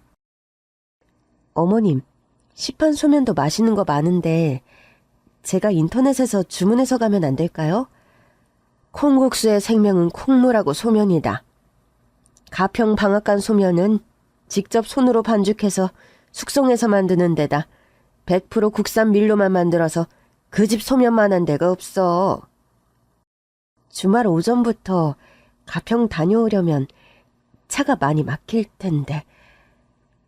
운전은 어차피 민철이가 할 거 아니니? 민철이가 하도 옛날부터 거기 방앗간 자주 다녀와서 안 막히는 빠른 길도 훤히 깨고 있으니까 내외간에 데이트한다 생각하고 다녀오렴. 네, 알겠습니다, 어머님. 그런 사소한 심부름을 곁들여 주말이면 꼭 시댁에 오라고 성화를 부리시는 시어머니 덕분에 저는 주말에 늦잠 한번 자보지 못하고 시댁일에 동원이 되었습니다. 엄마, 콩국수는 뭐니 뭐니 해도 대한민국에서 엄마 따라갈 사람이 없어요. 아, 시원하고 고소하다. 날 더워지면 콩국수만한 게 또 없잖니. 너랑 경선이가 아침부터 바지런히 가평 가서 소면 사온 덕분이다. 경선아, 고생 많았다. 나랑 민철이가 이 집 소면에 길이 들여져서 다른 집 소면은 못 먹는단다. 자기야, 당신도 맛있지? 어때? 맛있네. 잘 먹었습니다, 어머님. 소면 한 그릇 더 먹지 그러니? 아니에요. 충분히 많이 먹었어요. 에휴, 너는 보면 밥을 깨작깨작 복스럽지 않게 먹더라. 뭐든지 맛있게 푹푹 먹어야 복도 들어오고 애도 잘 들어서는데. 저희 당장 아이 계획 없어요, 어머님. 너희들 설마 딩크인가 덩크인가? 뭐 아이 안 낳고 살자 그런 주의는 아니지? 그런 건 아니고요. 그럼 부부지간에는 자고로 아이가 있어야 그 살림이 온건하고 행복하게 유지되는 법이란다. 엄마, 경선이는 아이도 좋아하고 딸도 하면 꼭 낳고 싶어 하니까 걱정 마세요. 딸? 에휴, 다 좋은데 하필이면 왜 딸이야? 2명 아니고 1명 낳을 거면 아들이 낫지 않니? 그게 뭐 저희 마음대로 되는 건 아니잖아요. 아유 그래, 그건 네 말이 맞구나. 온 김에 저녁까지 먹고 갈 거지? 저녁이요?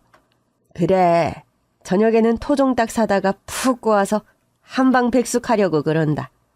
낮에 시원한 음식 먹었으니 저녁에는 뜨신 음식으로 보신을 해야지. 안 그래? 우와, 저녁 메뉴는 백숙이에요, 엄마? 그래, 토종닭 푹 구워서 감자랑 부추 듬뿍 넣어서. 맛있겠다. 엄마, 녹두도 좀 넣어서 해주세요. 엄마가 만든 녹두 닭백숙이 안 그래도 엄청 생각났는데. 당연히 녹두도 다 불려놨지. 경선아, 너는 할 거 없고 점심 먹는 설거지랑 닭 손질만 좀 해두거라. 다듬는 김에 부추도 좀 손질해두고. 알았지? 내 식구 먹은 점심 설거지만 해도 솔직히 산더미 같은 분량이 나오곤 했습니다. 간단하게 먹는 스타일이 아니라 콩국수 하나를 먹어도 곁들이는 김치만 4-5가지에다 감자전이니 파전 같은 음식을 더해서 먹는 통에 설거지는 언제나 중노동이었죠. 점심 먹은 마무리가 끝나면 또 거하게 한상 차리는 저녁 식사를 준비해야 했고요. 여보, 설마 우리 주말마다 시댁에 와서 식사해야 하는 거야? 밖에 나가서 데이트하면 솔직히 돈이나 많이 들고 음식이 맛도 없잖아. 안 그래? 그거야 그렇지만 명색이 신혼인데 매번 주말마다 시댁걸음하게 할 거냐고. 당신 우리 집에 가는 거 많이 불편해? 솔직히 불편하지 않다면 거짓말이지. 맛있는 음식 먹는 거 솔직히 나도 좋아. 어머님 음식 솜씨도 훌륭하시고. 그런데 주방에서 동동거리며 밑 준비하고 설거지하는 건 죄다 내 차지인 거 알고 있지? 미안해 여보. 당신 입장을 생각 못했다. 최대한 주말에 우리 집 가는 거 자제하자. 그리고 어쩌다 우리 집 가게 되더라도 내가 설거지니 밑 준비니 다 할게. 초반에 제가 불만을 쏟아내자 남편은 저를 달래며 그런 약속을 했습니다. 그런데요, 저와 남편이 결혼하고 얼마 안 있어서 시아버지께서 교통사고를 크게 당하시면서 자리보전하게 되셨어요. 네 아버지가 왼쪽 다리랑 어깨를 크게 다쳐서 한동안 문밖걸음을 못하게 생겼구나. 운수회사에서는 뭐래요? 뭐 기본적인 보상은 해준다는데 매일 밖에 나가 운전하던 사람이 집안에만 갇혀 지내려니 못할 노릇이지 뭐. 아버지 목욕이니 뭐니 수발들려면 엄마 혼자 힘드실 건데. 간병인 한 명 고용하세요. 말도 아닌 소리 하지도 말아라. 간병인 비용이 하루에 얼만데 간도 크게 그런 소리를 하니? 엄마, 아빠가 평생 자리보전하실 것도 아니고 재활치료하실 동안만 쓸 건데 고집 부리지 마세요. 간병인 비용은 제가 부담할게요.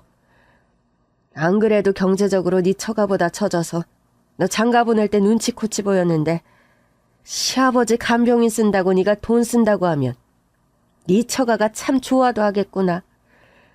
엄마, 경선이는 다른 여자들과 달라요. 경선이 그런 애가 아니라고요. 간병인만 해도 경선이가 나서서 불러들이자고 한 건데요. 경선이가 말을 아무리 그렇게 했다손 쳐도 나는 불편하구나.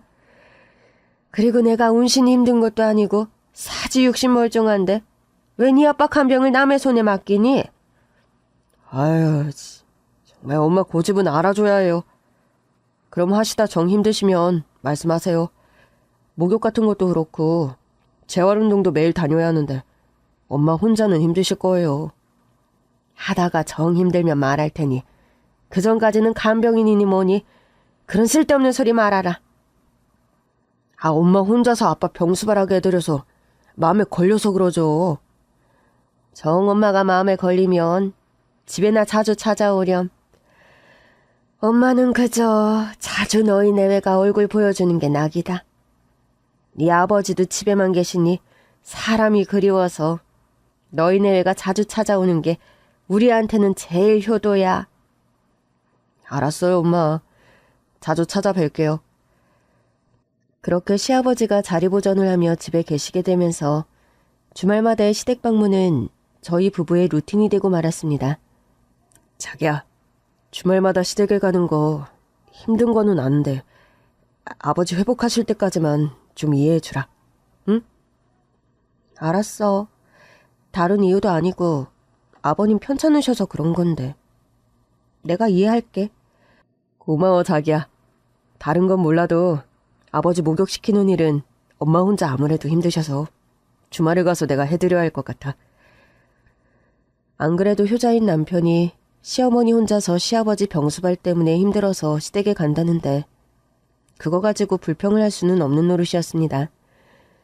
영원히도 아니고 시아버지가 회복할 때까지만이니까 저도 주말마다 가서 시어머니 음식하는 것도 도와드리고 청소도 하고 나름 며느리 역할을 다하려고 최선을 다했더랬죠. 아이고, 우리 경선이 같은 며느리가 요즘 세상에 어디 있을까? 화장실 청소랑 베란다 청소를 올 때마다 하면 내가 너무 미안하잖니. 아버님 케어하시느라 다른 살림하기 힘드시잖아요. 저녁에는 네가 좋아하는 잡채 무칠 거니까 저녁 먹고 가렴. 네, 어머님. 감사합니다. 남편은 주말마다 시아버지 목욕을 시켜드리고 운동을 함께 가드리고 저는 시어머니를 도와 음식 준비를 하거나 시댁 살림을 하면서 주말이 지나가곤 했습니다. 이번 주말에도 시댁에서 잤니? 토요일에 갔다가 다음날 다시 가는 것도 번거로워서 이젠 그냥 토요일 하루는 자고 오게 되더라. 어제는 뭐 해 먹었니? 보면 너네 시댁은 매번 고한 거 해 먹던데. 어만두랑 팥칼국수 해 먹었어. 만두랑 칼국수 반죽하느라 어깨가 빠지는 줄 알았네. 어만두? 무슨 사극 드라마에서나 보던 음식을 너희 시댁에선 아무렇지 않게 해먹는구나? 야, 너 이러다 장금이로 거듭나겠다, 경선아. 이러고 평생 살라면 못하지. 시아버지 회복하실 동안만 그러기로 한 거니까. 효자 남편 생각해서 꾹 참는 중이야. 제발 이 며느라기 루틴이 네 시아버지 회복할 때까지만 가야 할 텐데. 걱정이다, 얘. 야, 악담을 해라, 악담을. 시아버지 회복하시고 다시 택시 운전 시작하시면 주말마다 시댁행은 어림없어. 결혼하고 친정에도 몇 번 못 가봤는데 말도 안 되는 일이잖아. 그래, 네 남편이랑 약속했다니 그리 해야지. 암튼 네가 효자 남편이랑 결혼해서 고생이 많다야. 시아버지께서는 반년 넘게 재활치료를 하며 집에서 투병하시고 다행히 몸이 점점 회복되셨습니다. 다리와 어깨 통증이 사라져서 다시 운전대를 잡았다는 기쁜 소식을 전해 듣게 되었죠. 며느라, 나 오늘 몇 개월 만에 택시 몰고 출근한다. 어머, 아버님, 너무 축하드려요. 혹시 무리해서 운전대 잡으신 거는 아니죠? 아니다. 네 시어머니 지극정성 간호해. 또 너희 내외가 주말마다 와서 봉사해준 덕분에 내가 씻은 듯이 싹 나았어. 아이, 고맙다. 내가 인사하려고 전화했어. 아니에요, 아버님. 애는 어머님이랑 그이가 많이 썼죠. 네 남편이랑 시어머니는 내 아들이고 와이프지만 너는 며느리잖니? 솔직히 나는 너에게 가장 고맙구나. 건강하게 회복하신 거 너무 축하드립니다, 아버님. 오냐, 그래. 앞으로는 주말에 너희 내외간에 오붓하게 지내려. 전화 끊는다. 시아버지의 전화를 듣고 저는 속으로 쾌재를 불렀습니다. 아버님께서 쾌차하신 것도 기쁘지만 주말마다 시댁에 가는 루틴을 깰 때가 되었다고 생각하자 해방감이 드는 게 사실이었죠. 전 내친 김에 남편과 미뤄뒀던 여행을 가려고 비행기표를 예매하고 여행 계획에 들떠 있었습니다. 자기야, 다음 주 월요일도 빨간 날이라 황금 연휴인 거 알지? 미뤄뒀던 제주도 여행 떠나자. 갑자기 제주도 여행? 갑자기라니. 우리 원래 봄부터 가기로 했던 건데 아버님 편찮으시면서 차일피일 미뤄뒀던 거잖아. 그건 그렇긴 한데 지금 성수기라 갑자기 알아보면 숙소 같은 거 풀예약이지 않을까? 미숙 언니가 회원권 준 리조트라서 스위트룸으로 바로 예약되던데? 그렇구나. 난 그런 줄도 모르고 이번 주말에 본가일 간다고 했는데. 아니, 그게 무슨 소리야. 아버님 몸 회복될 때까지만 주말에 당신 집 가기로 했었잖아. 아버님 며칠 전에 전화 오셔서 이제 택시 운전 다시 시작했다고 고맙다고 전화까지 오셨는데. 그거야 나도 알지. 아빠가 빨리 회복할 수 있었던 건 경선이 네 노력도 크고. 그런데 아버님 쾌차하시고 맞는 첫 주말에 또 시댁을 가자는 거야? 당연히 앞으로는 안 그러지. 그런데 이번 주말엔 엄마가 너 고생했다고 또 아빠 낳은 기념으로 다 같이 가족 식사하자고 하시네. 처음 한두 번은 뭐 그러려니 하고 남편의 부탁을 못 이긴 척 들어주었습니다.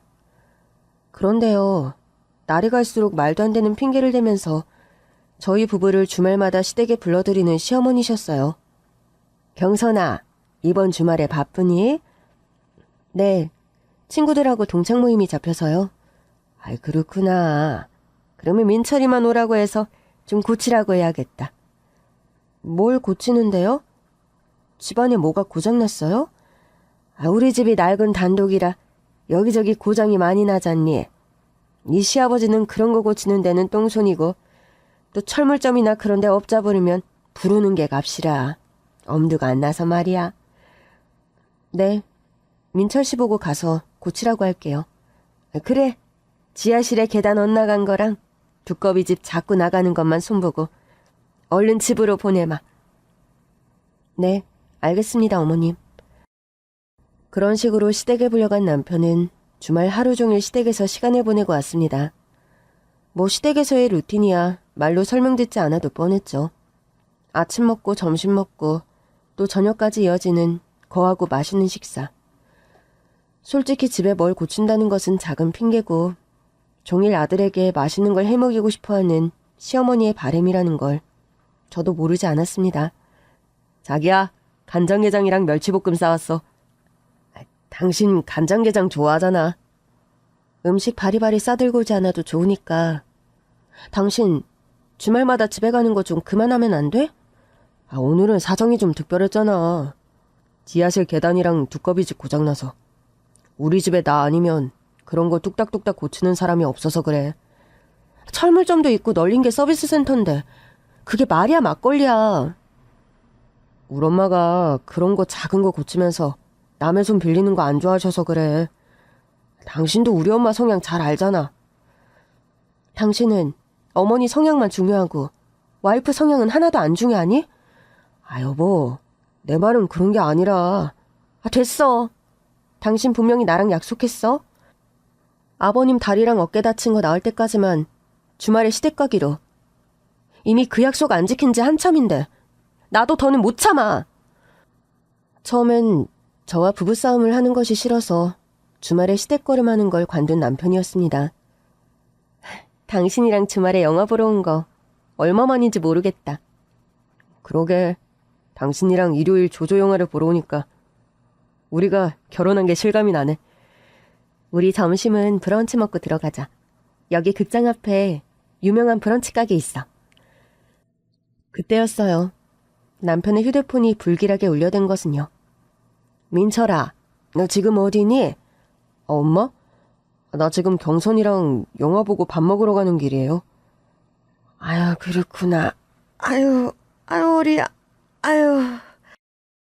엄마 무슨 일이세요? 어디 아프세요? 계단 청소를 하다가 구르는 바람에 허리를 삐끗한 것 같다. 허리야.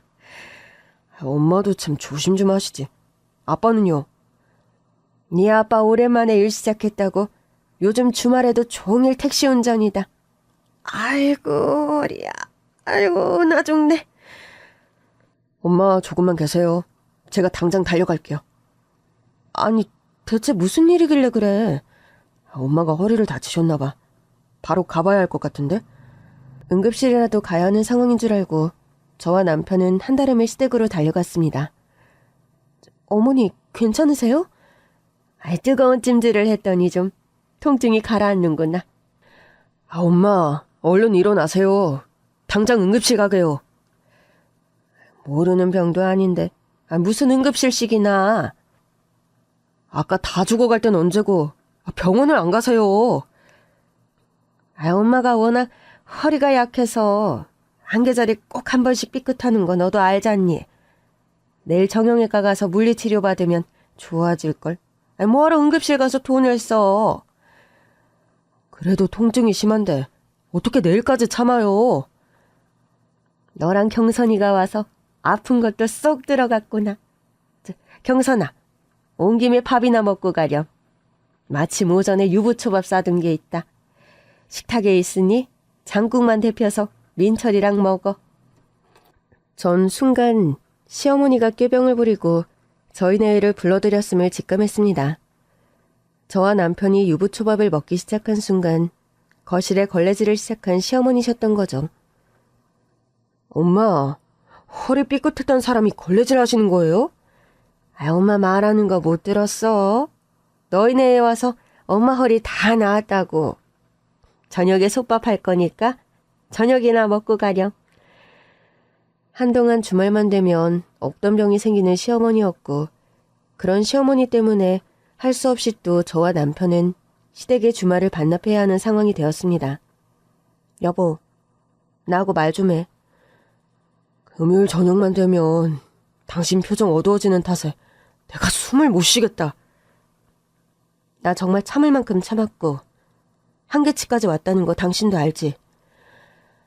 그동안은 나름 사정이 있었잖아. 아빠가 많이 아프셨고 또 그 후론 엄마가 건강이 자주 안 좋으셨잖아. 그걸 지금 말이라고 하니? 아버님이야 교통사고 나서 한동안 자리보전하셨다지만 어머님은 다분히 꾀병이라는 거 당신도 다 알잖아. 여보, 엄마가 얼마나 우리가 보고 싶으면 그러시겠어. 주말에 아빠도 일 나가시고 집에 안 계셔서 적적해서 그러신 건데 자기가 이해 좀 해주면 안 돼? 아니, 난 더 이상 이해 못하겠다. 나와 당신 집 둘 중에서 택해. 난 앞으로 설날, 추석, 어버이날, 부모님 생신날 외에는 시댁거름 안 할 거니까. 남편에게 엄포를 놓고 냉랭한 부부관계를 이어가던 중 친정 식구 중에 결혼하는 조카가 있어서 강원도 친정집에 잔치가 있어서 방문하게 되었습니다. 친정집에 가서도 남편과 냉전 중이라 살갑게 말을 섞지 않았죠. 경선아, 너 김서방하고 싸웠니? 아, 몰라. 정말 짜증나서 더 이상 저 사람이랑 못 살 것 같아요. 아니 뭐 죽고 못 살아 결혼하겠다고 난리칠 때는 언제고 벌써 그런 말이 나와. 전 자초지종을 시시콜콜하게 엄마에게 말씀드렸죠. 효자인 거 알고 결혼했으면서 세상 왜 그래? 아, 뭐 지만 효자냐고요. 나도 결혼 전에는 효녀라고 칭찬듣던 사람이에요. 그래도 결혼하고부터는 가정이 우선이고 가정에 충실한데 본인만 효자 프레임에서 못 벗어나면 나보고 어쩌라는 거냐고요. 주말마다 시댁에 불려가는 일이 보통 일은 아니지. 그래도 김서방이 말이 안 통하는 사람은 아니니 네가 잘 설득해봐라. 응? 아, 그렇게 말했으면 알아들을 때도 됐는데 매번 약속만 하고 막상 시어머니가 아프다, 집에 뭐 고장났다 하면 당장 자기 엄마한테 쪼르르 달려간다고요. 듣자 하니 너도 할 만큼 한 것 같은데 김서방이 좀 심한 것 같구나. 친정엄마는 저의 얘기를 듣고 걱정하는 표정을 지으시더군요. 고부 갈등으로 이혼하는 사람들이 주변에도 여럿 있었기에 엄마는 남일 같지 않고 걱정을 하셨던 거죠. 저와 남편은 원래 조카 결혼식에 참석하고 친정집에서 하루 잔 다음날 서울로 올라올 계획이었습니다. 그런데 서울로 올라가는 날 아침이 되었을 때 엄마가 저를 몰래 먼저 깨우시더군요. 경선이 너 잠깐 밖에 나와봐라.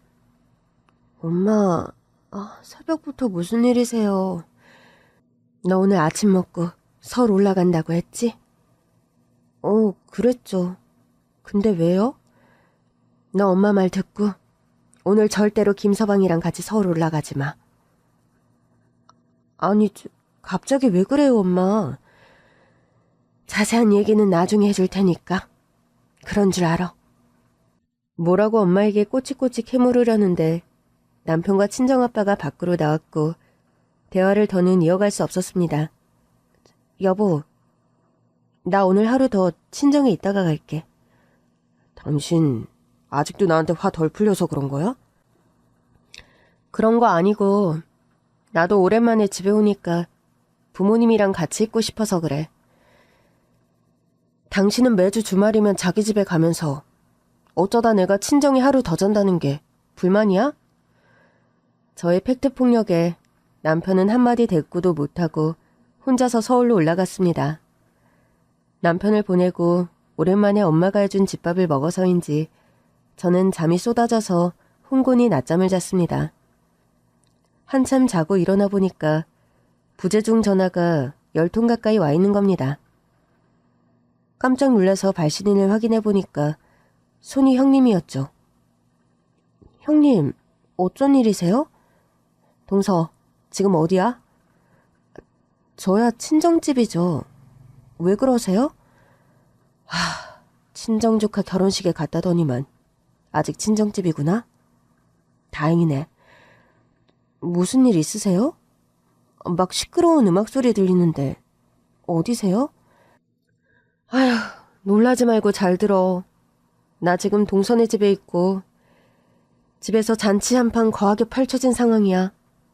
네? 저희 집에서 잔치요? 나도 오늘 와서야 알았는데 어머님께서 아버님 운수업에 몸담은 지 30주년 되는 날이라고. 사돈의 팔촌까지 다 불러서 잔치 중이다.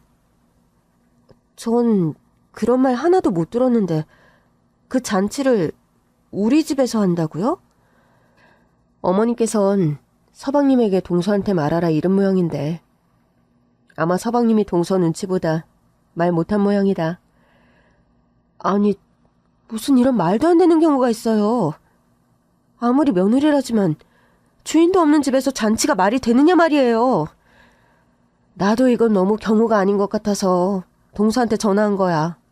하도 전화를 안 받길래 서방님과 대판 싸워서 아예 안 들어오는 줄 알았지. 정말 어이가 없어서 원. 말이 안 나오네요. 이왕 친정에 있다니 뭐 다행이다. 결혼한 새댁이 주말마다 시댁에 불려가는 거 보면서 그간 내가 괜히 미안했는데 오늘 시댁 봉사는 내가 하는 걸로 할게. 오늘 일이 많으셨어요? 동서 말도 마라. 어머님 스타일 동서도 알지? 간단하게 먹자 해놓고 궁중 수라상 차리시는 거. 오늘 전만 7가지 붙였어. 튀김도 4가지나 하고. 사람들 뷔페 식당 온 것 같다고 칭찬이 자자한데 차리는 며느리는 중노동이지 뭐.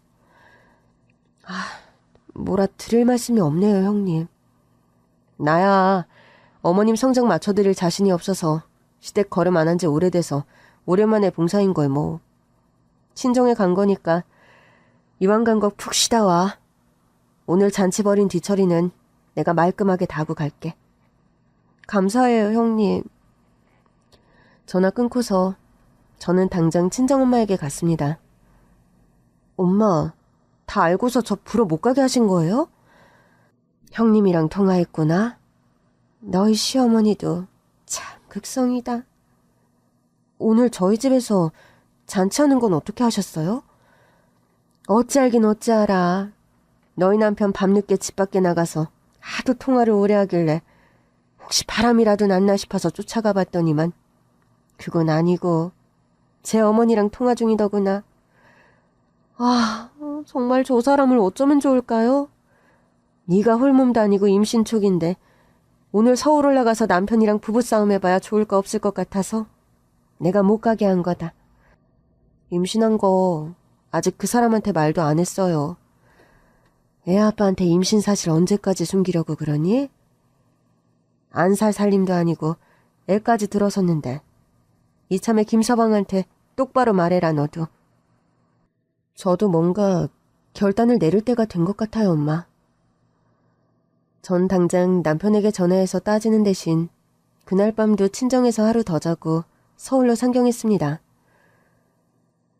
다음날 출근을 했고 퇴근한 다음 저녁 식사 자리에서 남편에게 차분하게 얘기했죠. 여보, 나 할 말이 있어. 무슨 말? 당신 혹시... 뭐, 어머님께서 우리 집에서 아버님 문수업 30주년 파티한 거 말하는 거야? 그거야 형님한테 들어서 다 알고 있어. 여보, 내가 원래 말 안 하려던 게 아니라 당신이 알면 너무 노발대발 화낼 것 같아서 서울로 같이 와도 당신은 집에 못 오게 하려고 했어. 뭘 어떻게 못 오게 했을 건데? 당신 좋아하는 공연 예매해뒀었어. 뮤지컬 지킬 박사와 하이드. 그거 보면서 기다리라고 하려고 했지. 여보, 당신은 그게 문제야. 그게 무슨 말이야? 효자와 애처가 둘 중에 하나만 하라고. 사람 몸은 2개가 아니야. 하나의 몸으로 2개 역할을 하려고 하니까 몸이 축나는 거 아니야. 여보, 나한테는 당신도 소중하고 어머니도 소중한데 그럼 어쩌라고. 그런 말을 하면서 불쌍한 얼굴로 저를 보는 남편이었습니다. 마음이 약해지려는 찰나 저는 마음을 독하게 다잡았죠. 지금 바로 사태를 정리하고 수습하지 않으면 평생 독박 시집살이에 그와 더불어 남편과의 금슬도 점점 나빠질 것이 분명했으니까요. 먼저 말할 게 있어. 나 임신했어. 임신 10주 차고 초기라서 조심하라고 하더라. 자기야, 그런 중대 발표를 왜 이제 하는 거야? 그동안 당신 하는 거 보면서 난 날 사랑하는 김민철과 결혼한 게 아니라 그저 효자 아들 김민철과 결혼한 것 같아서 솔직히 이 결혼 물러야 하나 그런 생각했거든? 여보, 주말마다 시댁에 불려가서 화가 났기로서니 그런 무서운 말이 어딨니? 내가 뭐하러 당신 무섭게 할 말을 하겠어? 당신은 내가 세상에서 제일 사랑하는 사람인데 사랑하는 사람 무섭게 하는 말 내가 하고 싶겠니? 여보, 진짜 하고 싶은 말이 뭐야? 사람 불안하게 하지 말고 본론을 말해라, 응? 우리가 혼인관계를 지속하고 뱃속에 있는 아이를 함께 잘 키워가기 위해서는 지켜야 할 약속, 룰이 필요하단 얘기를 하는 거야. 무슨 약속인데? 무슨 룰이든지 내가 당신 하자는 대로 다 따를게. 갑자기? 난 이제 솔직히 당신 그런 호언장담 믿기지가 않는다. 매번 말로는 시댁에 주말에 안 간다고 해놓고 어머님 한마디면 나와의 약속 같은 건 깡그리 잊고 쪼르르 어머님께 달려가는 당신이었으니까. 여보, 이제는 상황이 완전히 다르잖아. 당신 뱃속에서 우리 아기가 무럭무럭 자라고 있는데. 그리고 아기가 아니어도 당신 그동안 힘든 거에 내가 무심했던 거 나 진짜 많이 반성하고 있었어. 그 말 진심이야? 정말이야, 여보. 내가 지금 하는 말이 거짓이면 내 성이 김가가 아니고 박가다, 박가. 좋아. 당신 각오와 진심이 그렇다니 나도 말할게. 나 앞으론 당신 집에 딱 1년에 5번만 갈 거야. 설날, 추석, 어버이날, 어머님 아버님 생신. 그건 우리가 예전에도 약속했던 일이잖아. 그러니까 구두 약속만으로는 안 되겠어. 혼인계약서 다시 쓰고 어머님께도 당신이 선언해. 뭘 선언하라는 거야? 어머님께 우리 부부 사이의 약속 선언하고 서운해도 어쩔 수 없다. 가정 지킬 수 있게 해달라 딱 잘라 말하라고. 여보, 내가 실행하면 되지. 엄마한테 굳이 그걸 말하라는 거야? 혼인계약서 공증받고 와서 그것도 보여드려. 안 그러면 나 당신하고 이혼할 거야? 여보, 이혼이라니. 그런 막말이 어딨니? 막말이 아니라 난 싱글맘 될 과거 불사하고 하는 말이야. 작정해서 하는 말이란 거 당신 모르겠어? 내가 한다면 하는 성격인 거 당신 몰라? 내가 물러설 틈도 없이 강경하게 나오자 남편은 제가 시키는 대로 다 모든 일을 처리했습니다. 제가 원하는 조건을 어길 시 저에게 모든 공동재산을 넘기고 위자료를 얹은 이혼을 순수하게 해준다는 혼인계약서를 다시 썼죠. 아니지, 지금 이걸 날 보라고 가지고 온 거냐? 어머님, 죄송해요. 그런데 저 역시 결혼해서까지 원가족과 분리 안 된 남자와 평생 살 자신은 없습니다. 엄마, 그러니까 진작에 좀 적당히 저희 부부 불러들이셨으면.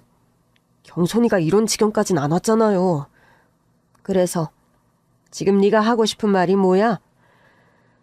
주말마다 시댁걸음하느라 저희 부부 사이가 이만큼 갈등이 심했다는 거고요.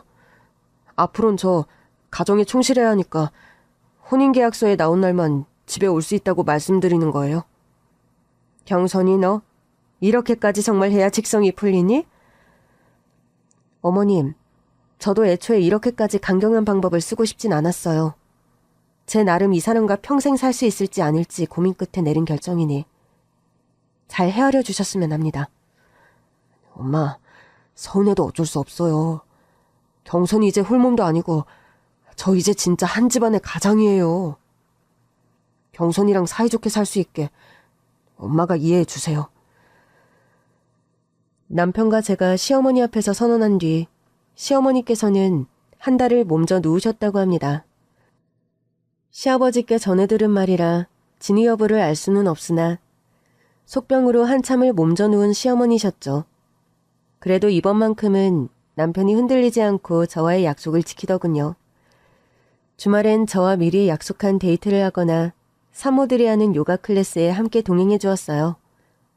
당신 혹시 내가 임신한 기간에만 나한테 충실한 거 아니겠지? 최경선, 말이 좀 되는 소리를 해라, 어? 앞으로 나한테 제일 소중한 건 너랑 우리 꼬물이밖에 없거든? 제 기호와는 다르게 딸아이가 태어난 후로도 남편은 혼인계약서의 약속을 잘 지켰습니다. 저는 소원대로 귀여운 딸아이를 건강하게 출산했어요. 딸을 출산한 뒤 번갈아가며 1년씩 육아휴직을 내서 남편과 저는 딸아이 케어를 돌아가며 부지런히 하고 있죠. 주말에는 억지로 시댁에 불려가는 대신 가족들만의 오롯한 휴일을 보낸 지 5년의 시간이 지나갑니다. 여보, 내가 혼인계약서 운운하면서 당신 집에 못 가게 해서 서운하지 않아? 그런 게 어딨니? 우리 소희 돌보느라 주말에 잠잘 시간도 부족한데. 예전엔 내가 어머님 성화에 매주 불려가는 게 너무 힘들어서 그랬어. 이젠 어머님도 주말에 오라가라 하시지도 않는데 당신 가고 싶을 때마다 집에 다녀와. 와, 정말? 우리 와이프 왜 이렇게 너그러워졌니? 소희 나와보니까 엄마 마음 알게 돼서? 농담 같기도 하고 진담 같기도 한 얼굴이다. 치, 알아맞혔네. 결혼 6년 차가 되어가니까 내 표정 보면 딱 나오나 봐. 여보, 정말 주말에 어머니 보러 자주 가도 돼? 응. 소희 데리고 가고 싶을 때마다 가. 나도 내킬 땐 딸 하나 설게. 그렇다고 또 너무 자주 가면 나 혼인계약서 다시 쓰자고 한다. 알았어. 우리 가족 약속이랑 휴식이 우선이고 차선책으로 틈이 날 때 가는 걸로. 오케이? 이제야 좀 말이 통하네.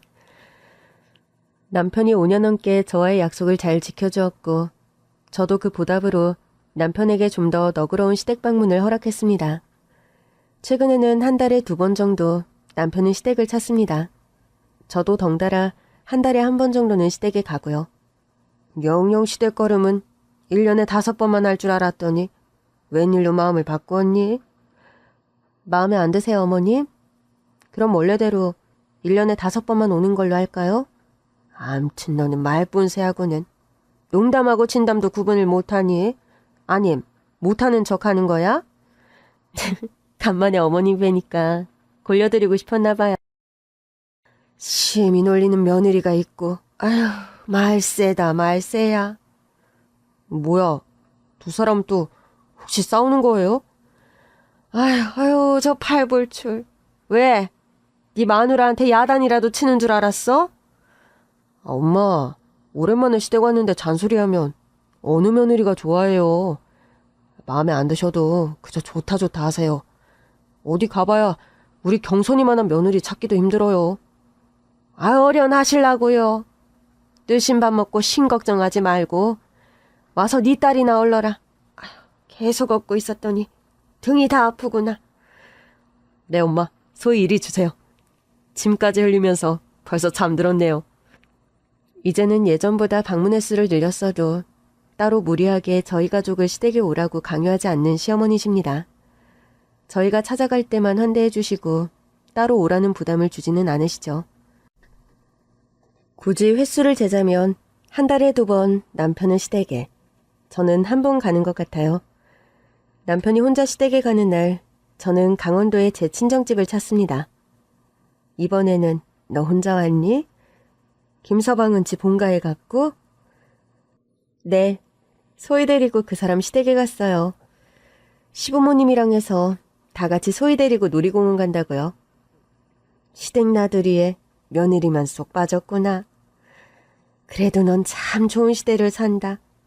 우리 때는 말도 안 되는 일이었는데. 여자든 남자든 점점 살기 좋아져야 그게 살만나는 세상이지. 안 그래요? 어째 듣기에 따라 좀 불공평한 말 같은데? 그게 무슨 말이에요, 엄마? 시어머니들이 살기 좋아지는 세상은 아닌 것 같아서 말이다. 엄마, 그런 소리 하시면 어디 가서 꼰대 소리 들어요? 요즘 시어머니들은 당당하게 손주 손녀 케어 거부하시는 분들도 쿨하게 받아들여지는 건 뭐라 하실 건데요, 그럼? 어머, 또 그런 면이 있었구나. 네 말 맞다나 남자나 여자나 늙으나 젊으나 점점 살기 좋아지는 세상이 살맛나는 세상 맞다. 그럼요. 제 말이 맞다니까요, 엄마. 친정엄마와 깔깔거리며 목욕탕에 가는 길, 남편에게서 전화가 왔습니다. 여보, 어디야? 나? 지금 엄마랑 동네 목욕탕 가는 길이에요. 소희가 삐아닥 보여달라는데 그게 무슨 만화야? 아, 그거요. 7호와 클래식 동요라고 다 캐릭터가 나와서 친구들이랑 노래하고 춤추는 만화 있잖아. 아, 그거 말한 거구나. 알았어, 여보. 장모님이랑 목욕 잘하고 와. 다음 달에 나도 찾아뵙는다 말씀드리고. 알았어요. 어머님, 아버님 소희 데리고 놀이동산 다니는 거 안 힘드시대요?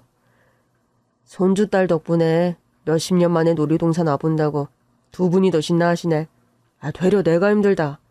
아주 오늘 날씨도 덥고 목도 마르고 죽겠네. 시원한 거 한 잔 사 먹고 돌아다녀요. 이따 소희 사진 찍은 거 있으면 보내주고요. 알았어. 내일 저녁에 보자고.